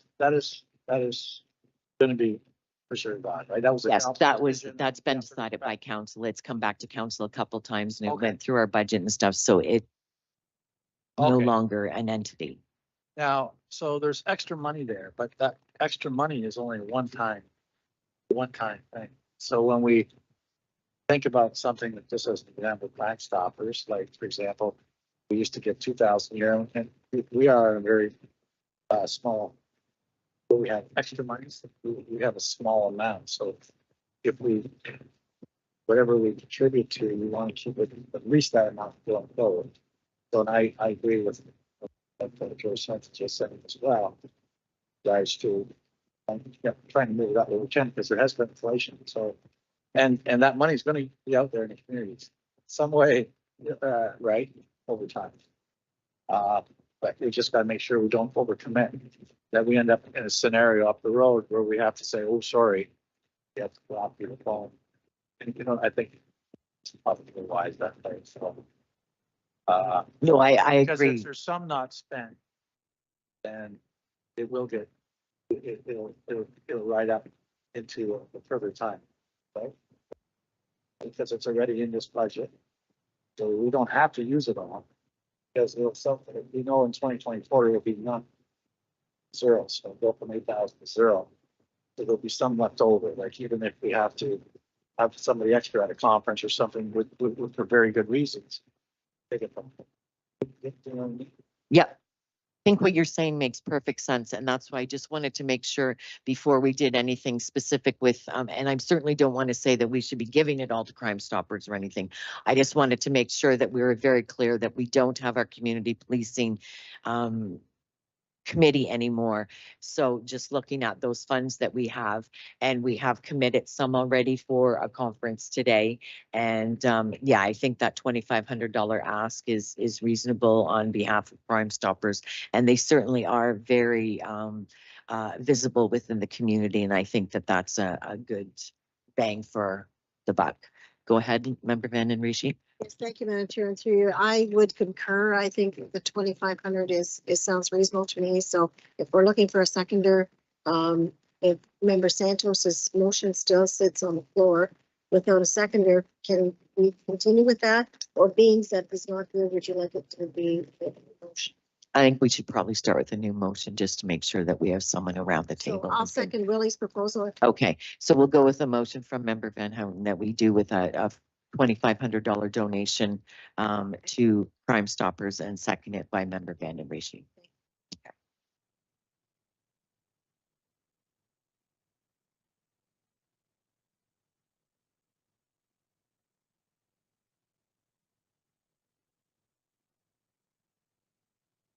Just gonna say, and we've got a seconder. So all in favor?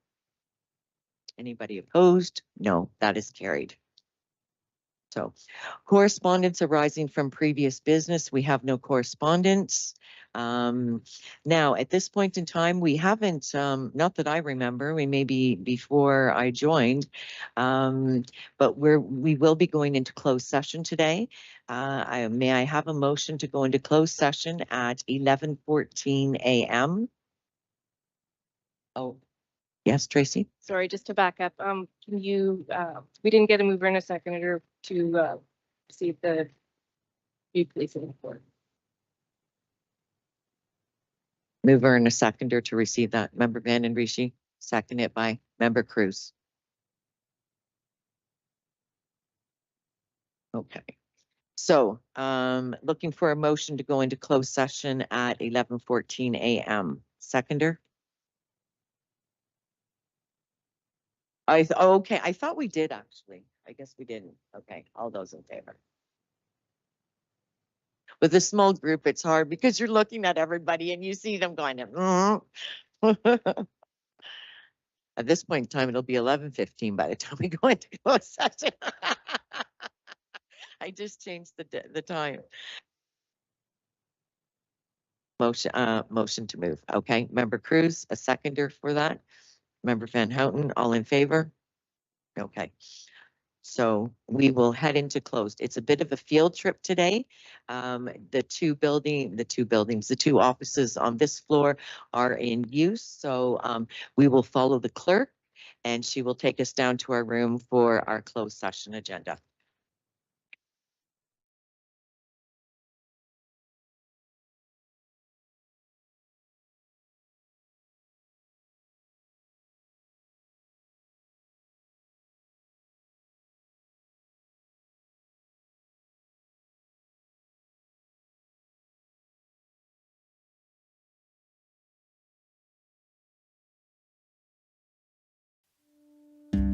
Welcome to Passionate Folks, a blog and video series about people who live in Norfolk.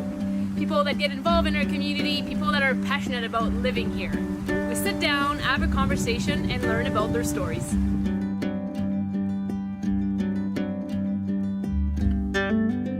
Welcome to Passionate Folks. I am Emily. I love to connect with people. I love to ask questions and get to know people better. So today I'm sitting here with Scott. Hey. Hi. How are you? Good, how are you? Good. So Scott, to start, can you tell us a little bit more about yourself, who you are, where you're from, and where you live? My name's Scott McCrae. I'm a chef here in Norfolk County. I'm the chef at David's Restaurant in town, and I live in Port Dover, or just outside. And yeah, all my family lives in Port Dover. I moved here in high school and left for a bit and moved back, and now Made it your home. Made it my home. Yeah, it was my home before. I realized it was my home while I was away, and yeah. Came back to the roots. Yes, exactly. So as I do with every guest, I ask you to pick a place in Norfolk County for us to do this interview. Mm-hmm. So tell me where you invited me and why you picked this place. Well, we're here at Matt's Fruit Barn, just outside of town, and it was a pretty easy choice. I know we wanted something that was kind of related to what I do. We were always talking about how diverse Norfolk County is as far as things that grow here, and it's like #1 for so many different fruits and vegetables. And one of the first things I always think about is just, especially considering what job I have, is food. Norfolk County produces so much food and grows so much food. This property here that Christine and Jess and the family have, kind of, they grow more things here than I can even think of. Like, you look It's a around. good representation of Ontario's garden when Exactly. you visit this place, isn't it? Yeah. This is kind of just like a little example of what this area has to offer. So I love to dig in people's passion and see what lights them up. And I'd love to know about you. I think I may have a little bit of an idea, but what are you most passionate about? That's a tough one. I think definitely I'm passionate about food and what I do. That's something that since I was young, I've always associated memories. Like a lot of people with songs or with like smells or things, it'll just trigger a memory. And a lot of my early childhood memories have to do with food. There'll be a weird little thing that I remember, like, oh, that was my first like black olive I ever had, or that was like, there's a lot of memories that kind of are associated with that. Big connections to Big food ones, and yeah. Like stories. the mulberry tree in my grandparents' backyard, and we just stand for hours underneath just like eating mulberries. And So I know you work long hours. It's a busy season for you in the restaurant. When you have some downtime, where do you like to go in Norfolk? Where do you like to have a good time? Well, I'm lucky that all my family lives here. I moved away for a while. I moved to the city. I was in Yukon for a bit. Just being back and being able to see family is I don't get to see them enough still, but it's definitely a big reason why I came back and something I like to do. Friends too, you know, just hanging out on local patios or at their house or watching Leafs games or, well, I've always been kind of, from my grandma when I was a kid, I got really into like birds. Yeah, so I mean, there's binoculars in the truck right now with the bird Like book. go to Long Point or Oh, where's well, of course, like that's Long Point. Well, around here, like I'm lucky I live out of town. You can drive out and see the tundra swans, Long Point when they come through. It's really a mecca for that if you're into that.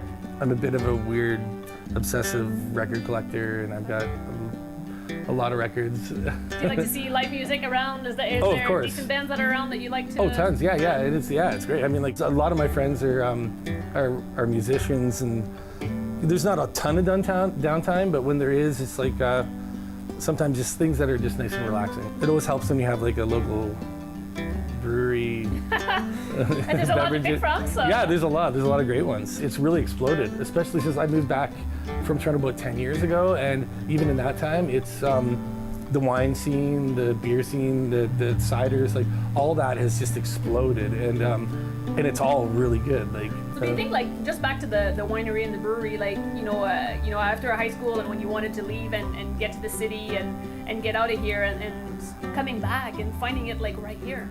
well, even when I originally moved back, I was intending on going back to the city, and I came back and just realized that this is where I wanted to be. This is where my heart is. This is where I really belong, and I have friends there, but the friends that I have here are friends I've had since I was like in high school, right? So there's something there where We live in a pretty cool place. yeah, it's great. I thank you so much for your time. I love connecting with you and learning about your passions, so I appreciate it. Well, thank you very much. Thanks.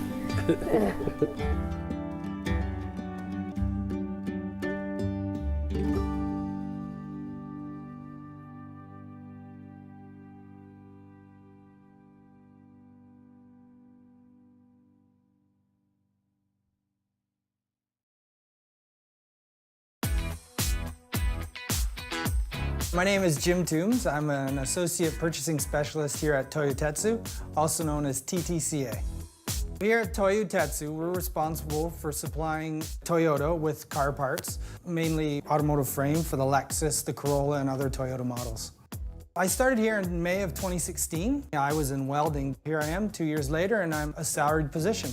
The job itself it's challenging. There are challenges in what I have to do every day, and for that I enjoy it. It's not monotonous day in, day out. There's new challenges that I'm confronted with and new tasks that I have to do. A high school student who's like, I'm not sure, I think this is an excellent opportunity to kind of answer that question for themselves. They can see what kind of the working world is like, as well as pick up skills. There are plenty of opportunities here. For example, for me, I was in welding, but that didn't mean I had to stay there. There's opportunities in stamping, where you'd learn different skills entirely. PC, again, the same thing, some different skills needed that you'd learn. Though we make car parts and they're welded, there are a lot of departments and areas that support that. My name's Aaron Pace. I'm a yard manager here at Townsend Lumber. We're a sawmill that produces lumber. We make anywhere from rail ties to timber frame home products, kiln-dried lumber, which is used for wood cabinets and furniture. We also do pallet components, and we also do stakes for farming. We ship container loads to the Middle East, we ship it to Asia. We have gone to Mexico, Singapore. We've shipped to many different locations. My father has worked here for 30 years. He got me a part-time job as a summer student. I started as a regular piler, as a laborer at the entry-level position, And with hard work and dedication, I have been promoted through the system, and it took 9 years to become a supervisor. I enjoy the freedom of the job, like outside working with the heavy industrial stuff, talking to the range of customers and the way we produce things for them. My name is Cam Kirkwood. I'm a production supervisor at Superior Essex in Simcoe. We make magnet wire and cable for the transformer industries. Our magnet wire products are found all around you that most people don't even notice. In winding motors, in alternators in your vehicles, transformers on the side of the road or on top of poles. I've been here at the company for 15 years. I started on the floor as a machine operator for 7 years, and then I did a stint in engineering for about a year, and then I moved on to production supervisor for the last 7. One of the best parts about working here is it is a build-to-order shop, so although we do make the similar products every day, it's very unique. We don't always see the same orders. There's always new challenges. One of the best parts about being in manufacturing for me is the shift work. So it provides an opportunity for you to adjust to do your own life on your days off, or you can pursue other interests. A lot of people have second businesses or hobbies that they really enjoy. There is lots of opportunity to advance. There's educational assistance programs. You can continue to learn new skills and advance to a new area if you were so desire. There's a great opportunity moving up the manufacturing sector. Try it, because you're going to learn a lot about the working world as well as yourself.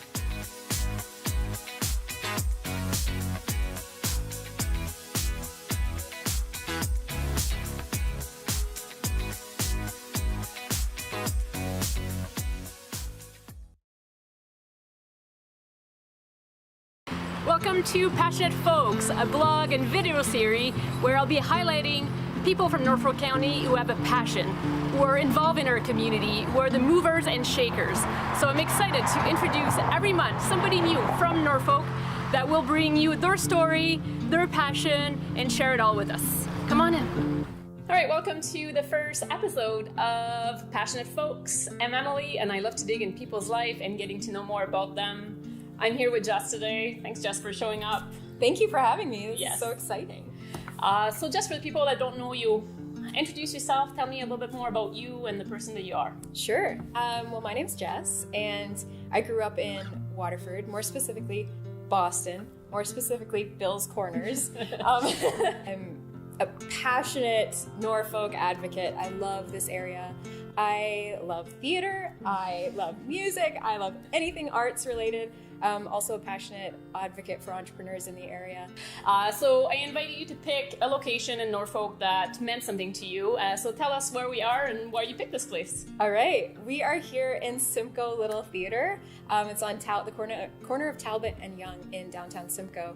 And this place, Simcoe Little Theater, is a very special place to me. I spent most of my life in these walls, on that stage, behind the stage, in these seats, like everywhere in this space. It's something that theater is something that's like has always been a big part of my life since I was about 8 years old. You mentioned to me that you also in high school, you were really involved into the drama program and all that. So I had walked the halls of my high school and I had seen so many pictures on the wall of different shows they had done throughout the years, but nobody was doing shows anymore. And I was like really bummed about that. So in grade 10, me and my girlfriends, we roped all our moms in. We're like, if we start doing high school shows, like, will you guys help? Will you make costumes? Will you whatever? And they all jumped in. Involved. Yeah. I love that, right? Like that's a small community, like That's everybody it. coming in together. And like, that's what it requires, right? Like a show is like a mini village coming together, like making all the pieces happen. So this community, I think the word, like you keep repeating it, and I think what you're creating in Groundswell is that sub-community within the community, and that really stands out. So would you say this is something that you're really passionate about? Oh yeah. Yes. Yes, that connection, Totally. right? Yeah. I just think like community is everything. We're not meant to live life alone. I don't think. And I don't mean like you have to necessarily have a romantic partner to live a life, but just have people around you that get you. Yeah. That you don't have to explain yourself. You know what I mean? Mm-hmm. You just walk in the room and they're happy to see you. That's it. That's always such a good feeling. Isn't Yeah. it? Yeah, like you just have those people that believe in you too, right? Yeah. And just cheerleaders. Yeah. So I see, Jess, you're always involved in this community, like you're volunteering places, you really want this place to grow and thrive, and so why Norfolk, and what do you love so much about this place? Oh man, I think yeah, it's a really good question.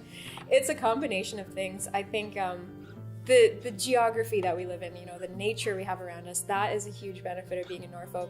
But it's also the people here, and that's why I'm so obsessed with community, because we have so many beautiful people who live here with ideas, with talents, with love and vision. And I think that's what excites me. It's like, just because we're a small town doesn't mean we have small ideas or small impact. I want to bring some of the music piece, because I know we've been talking a lot about the theater and acting, but I know that music is so important to you. Yes. And a big part of your life. Yes. So tell me a bit more about your maybe influences and what makes you feel alive in music. Just like theater, you know, I love performing music too. There's something really cool about being on stage like that. Before I came here today, I was like thinking about how alive I feel when I'm on stage.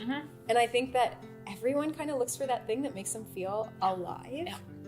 So for me, it's that. Awesome. So I thank you so much, Jess, for taking the time to meet with me. There's going to be more feature of passionate, uplifting community people through this little video series. So keep watching. Thanks, Jess. Thank you. Oh my God. This is so much fun. Awesome.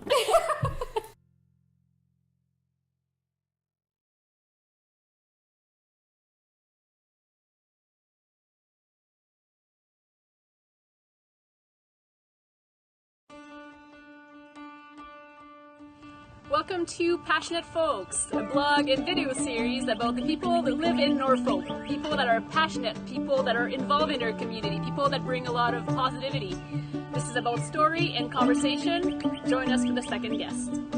Welcome to episode 2 of Passionate Folks. I'm Emily. I love to ask questions, learn about people, get some connections. I'm here with Carrie today. Thank you for having me. I've been chatting with you and I got to know you a little bit more, but for folks that don't know you, maybe introduce yourself. My name is Carrie Bokenholt. I live here in Waterford. I've lived here for over 15 years. I'm married. I got 2 kids and I just love the community. From our conversation today, there's a lot of the community word showed up quite a few times, so. I'm a believer of, you know, when I moved into Waterford, I thought, wow, you know what, if we get involved, then you learn so much more and you meet so many different people. I mean, people that I know, if I wouldn't have met otherwise. Yes. So I asked you to pick a location, Carrie, and so tell us where we are and why you picked it. I picked the Waterford Heritage Agriculture Museum, WHAM, because in a couple summers we will be building our skateboard park here. So it's kind of a, let's do it. Not that I wore the shirt or anything, but yes, this will be our future location on the other side. Talking about passion and passionate people, what do you think your passion is? My passion is youth. I love kids. You know what? There's no such thing as a bad kid. Kids make bad decisions. And as the old saying, it takes a village to raise a child. And I truly believe that, you know what? We give kids, that opportunity and show them that we support them and that, that we're there for them and they'll make the right decisions. I made a stop at her business. She has a business downtown Waterford, and I was seeing that your family works there, your friends, your best friend is... My best friend is with me. Both best friends, yes. So this tight-knit community feel is really important to you. When I was given my dream and somebody said to me, here, I'll help you, create your dream. And I thought, okay, karma. So this is somebody saying to me, it's my opportunity to use this to give back. If I have a restaurant, nobody should be hungry. I want kids to feel like they can come in and say, I need something or I need a drink or, whatever. I've been doing this for 30 years and the kids that I trained 30 years ago still come back to find me. And they come back and they tell me what they've been doing. And I guess the biggest thing is people don't realize sometimes the simplest thing can change a kid's life. It is a ripple effect, don't you think? It is, you know what? And I mean, so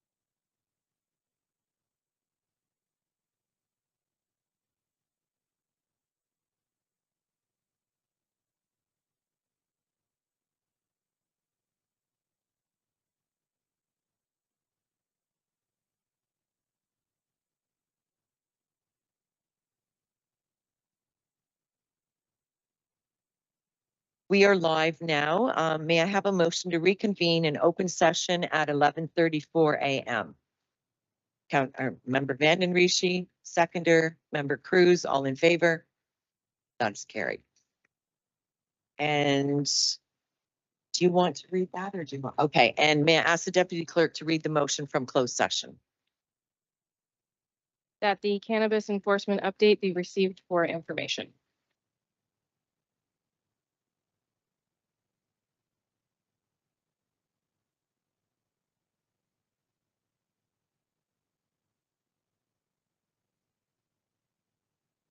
There's nothing else on the agenda. I know we've had a very full agenda today and thank you for bearing with me while I moved a few things around just for kind of the flow of the meeting.